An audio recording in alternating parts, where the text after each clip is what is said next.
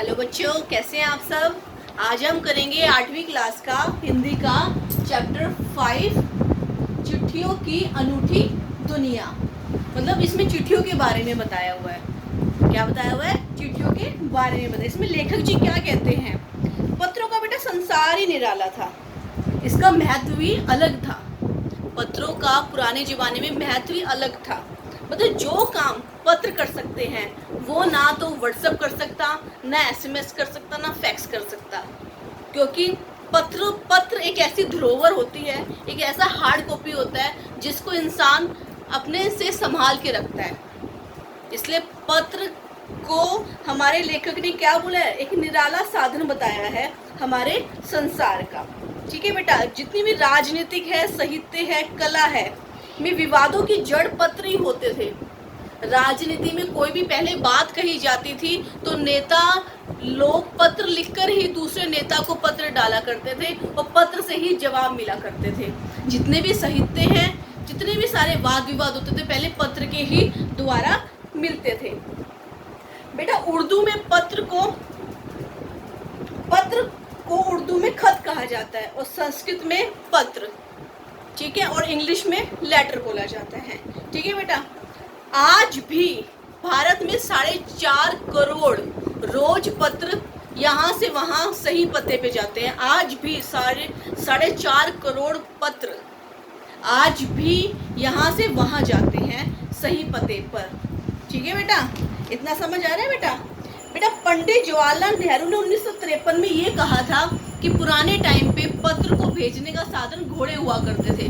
हमें कोई भी संदेश बताना है या राजा महाराजा को दूसरे शहर में दूसरे की राजगद्दी पे कोई बैठा हुआ है उसको अपनी बात कहनी है तो वो पत्र लिखकर घोड़े के गले में डाल देते थे और पत्र वहाँ जाके घोड़ा देता था और फिर संदेश पत्र के रूप में वापस लेके आते थे। ये पहले के साधन घोड़े हुआ करते थे। थोड़े टाइम बाद टेलीफोन आ गए, मोबाइल्स आ गए, नोकिया के, सैमसंग के, तो क्या बन गया? वायरलेस एसएमएस शुरू हो गए।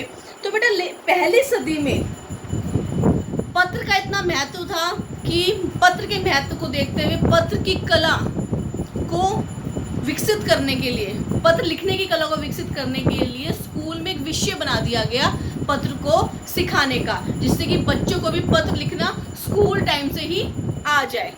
ये एक विषय बनाया गया, पहले विषय नहीं था। फिर उन्होंने मतलब जो हमारे सरकार है, शिक्षा मंत्री ने क्या बोला कि बच्चों को भी पत्र लेखन स्कूल में ही सिखाया जाए। पत्र लिखना भी बेटा एक कला होती है।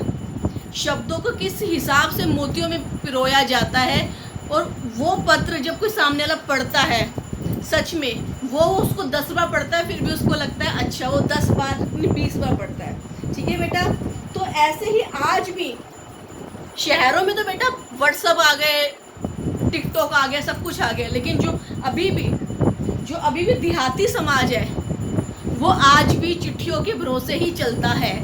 जो देहाती समाज है, जो मतलब जो क्या बोला जाएगा, जो पहाड़ों पर नदियों के किनारे पे मछुआरे, पहाड़ों पे पहाड़ी लोग, वो आज भी चिट्ठियों का उतना ही बेसब्री से इंतजार करते हैं, मैं आपको बता नहीं सकती। चिट्ठियों का अलग ही धरोहर होता है बेटा।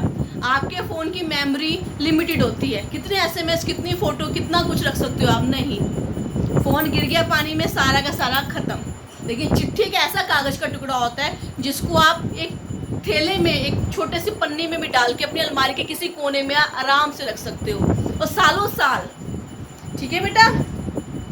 बेटा गांधी जी के पास सारी दुनिया भर से पत्र आया करते थे और उस पत्र के ऊपर लिखा हुआ था गांधी इंडिया के नाम से आया करते थे और गांधी जी हर पत्र का जवाब बहुत जल्दी पत्र के रूप में दे दिया करते थे।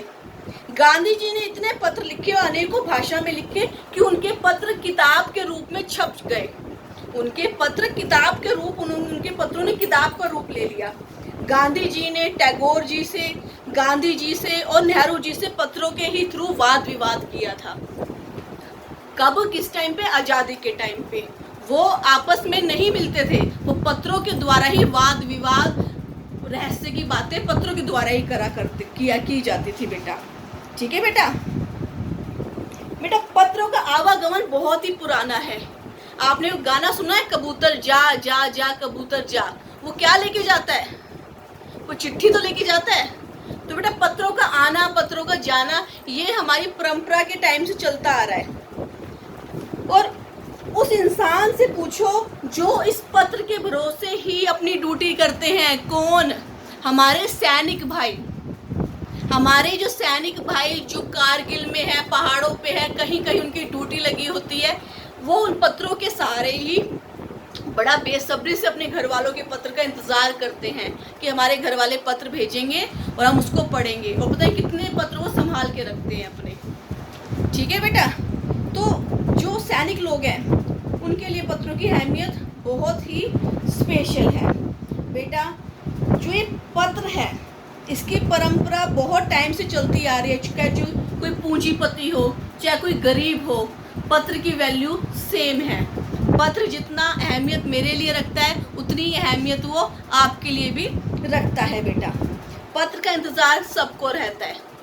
आज तक कोई ऐसा इंसान ना हो जिसने किसी को पत्र ना लिखा हो। सबने पत्र लिखा है, सब पत्र लिखते हैं, चाहे वो व्हाट्सएप के थ्रू लिखते हैं। ठीक है बेटा, और सबसे बड़ी बात लाखों गरीबों का चूल्हा मनी आर्डर से जो गांव में चलता है वो एक डाकिया ही मनी आर्डर लेके आते हैं। और गांव में जो मनी आर्डर आता है तो डाकियों को पता है क्या बोला जाता है? देवदूत आ गए हैं। कौन आ गए हैं? देवदूत।